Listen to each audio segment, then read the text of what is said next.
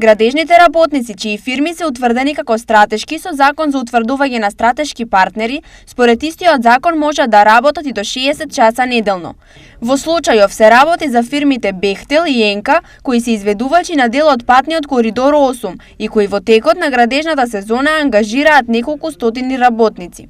Ова за синдикатот и Гласен текстилец е недопустливо од следниве причини. Оспорен е член 12 од Законот за утврдување стратешки партнер за имплементација на проектот за изградба на инфраструктурниот коридор 8. Овој дел предизвикува правна несигурност и е во спротивност на уставните и законски норми кои што го регулираат работното време на работниците и правото на неделен одмор. Велат од ССМ. Ние имаме закон за работни односи кој вели дека работната недела се состои од 40 часа неделно. Значи, не може секој еден министер и секој едно министерство согласно нивните потреби или веќе не знам што да кажем, да си донесуваат закони каде што директно ќе задираат во правата и обврските на работниците. Уставниот суд заедно со уште 3 други иницијативи утре ќе ја разгледува иницијативата на синдикатот и Гласен текстилец, пошто конечно ќе се знае колку часа неделно ќе биде можен ангажманот на овие градежни работници. Синдикалното инволвирање во овој случај доаѓа од како беше донесен закон за недела неработен ден, на што некои големи странски компании остро се спротивставија.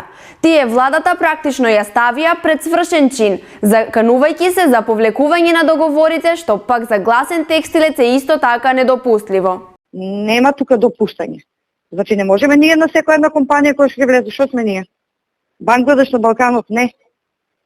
Едноставно сметам дека ова е недозволиво, недопустливо, спротивно на закон за работни односи, спротивно на устав, спротивно на меѓународни конвенции.